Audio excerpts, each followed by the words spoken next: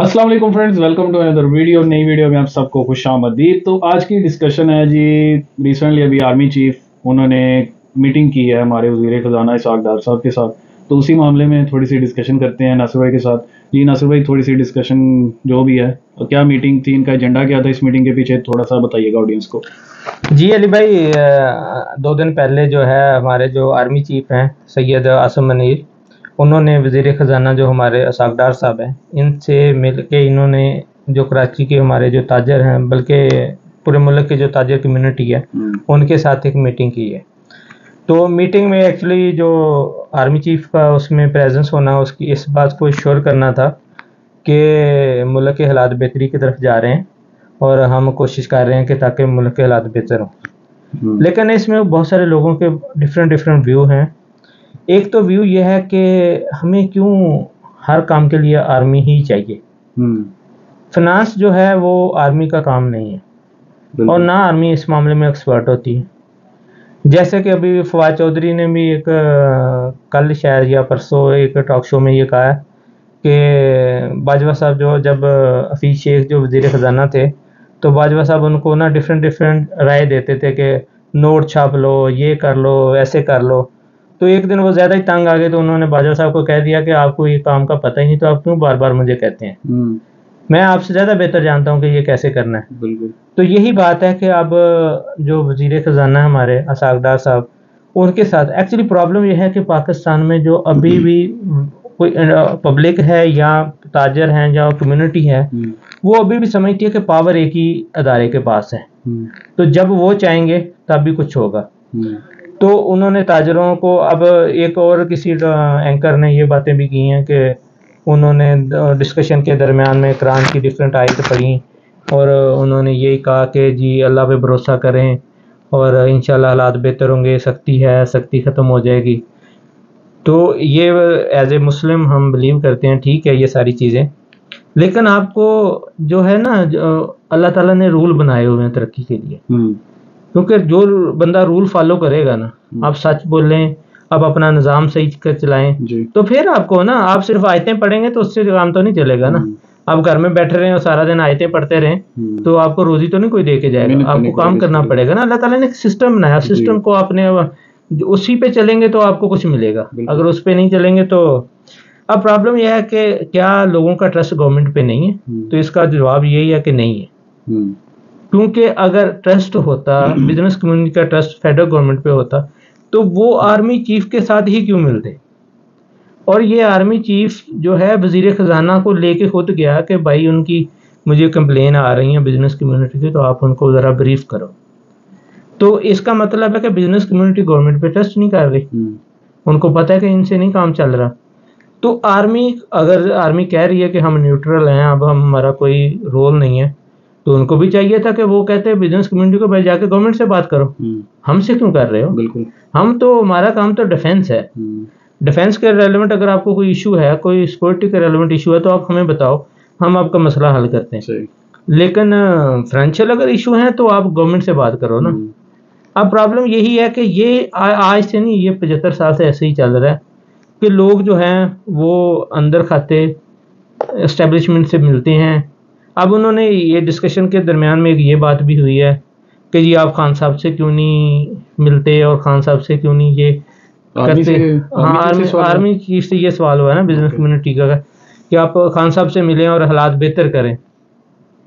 तो army chief ने उनको ये जवाब दिया खान साहब के बारे में कि हम न्यूट्रल हैं, हम किसी की फेवर में नहीं है, जो गवर्नमेंट में होगा उसके आर्डर फॉलो करना हमारा काम है और हम खान साहब से नहीं मिल सकते। बल्कि उन्होंने तो ये कहा कि उन्होंने अब पता नहीं कैसे कह दिया है हमारे आर्मी चीफ ने कि खान साहब ने एक दफ़ा विश शो करवाई थी कि आर्मी चीफ मुझसे मिले, लेकिन मैंने मना कर दिया कि नहीं मिल सकता।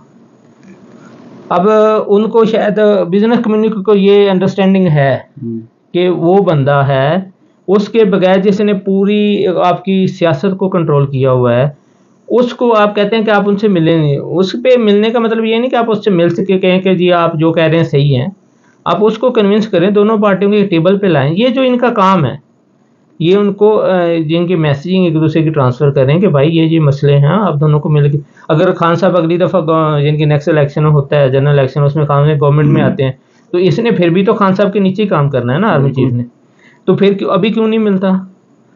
जो मसले हैं उनको सॉल्व करें ना, जो उनके भी इशू हैं जो खान साहब कह रहे हैं अभी रिजॉल्व करें, अभी रिजॉल्व करें, ये पकड़ दकड़ बंद करें, एक फ्री एंड फेयर इलेक्शन की तरह मुल्क को लेके जाएं, इलेक्शन हो, जो भी बन के आए उसके पास एक मैंडेट हो और वो काम करें और अपनी मर्जी से काम करें जो इस तरह वो चाहते हैं मुल्क को आगे लेके जाना, लेकिन ऐसा कुछ हो नहीं रहा। ठीक है।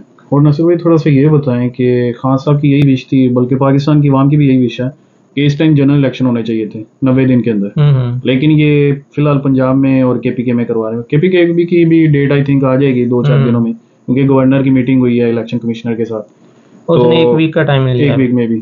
तो जनरल इलेक्शन होते तो कितना खर्चा आना था, और अब जितना इलेक्शन मतलब कि 2 सूबों में हो रहे हैं, तो ये तकरीबन 75% पाकिस्तान होल्ड करते हैं, 60 से 70% जी। तो बाद में भी तो जनरल इलेक्शन होने हैं एमएनए की सीट्स के लिए, तो पाकिस्तान वो भी इसी साल में होंगे या अगले साल में, थोड़ा सा ये भी बताइए। एक्चुअली इसी साल में जुलाई में हमारा टर्नओवर खत्म हो रहा है। आपको शायद याद होगा कि 25 जुलाई को खान साहब जो है वो एज ए प्राइम मिनिस्टर बने थे, तो उससे नेक्स्ट आपका 25 को जो है 5 साल कंप्लीट हो जाने हैं, तो इसका मतलब है कि आपके जो है ना वो टर्नओवर खत्म हो जाएगा।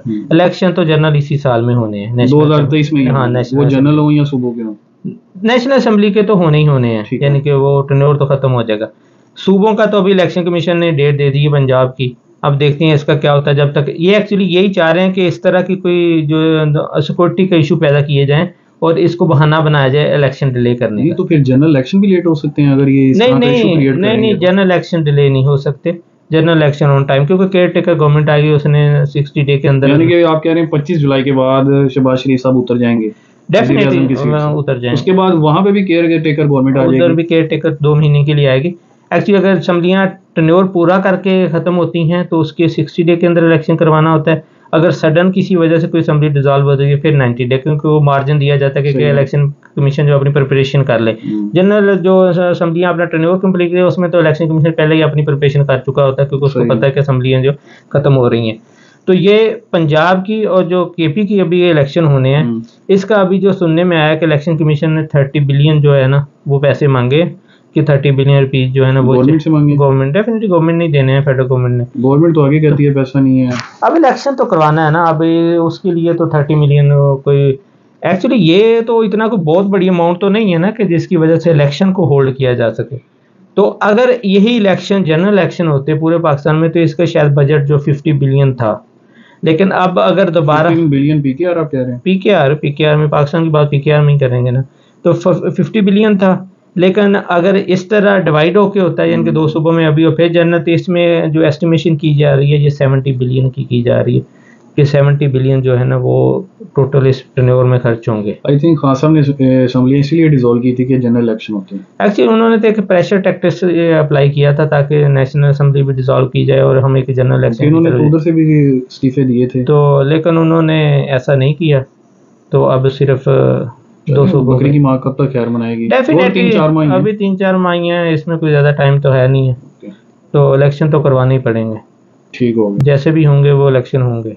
सही हो गया जी। तो नाज़रीन ये थी डिस्कशन इलेक्शन के बारे में थोड़ी सी कि पाकिस्तान में इलेक्शन कब तक हो सकते हैं, कब तक एक्सपेक्टेड है, जनरल इलेक्शन कब होने हैं और सूबाई इलेक्शन कब होने हैं। तो होपफुली ये वीडियो आपको पसंद आई होगी, इसको कीजिएगा लाइक शेयर एंड सब्सक्राइब, अपना प्यार दीजिएगा, इस वीडियो को शेयर लाजमी कीजिएगा और कमेंट्स में कोई भी किसी किस्म का आपका सवाल है नीचे कमेंट्स में पूछेगा। तो बहुत सारा ख्याल रखिएगा, टेक केयर, अल्लाह हाफिज़। अल्लाह हाफिज़।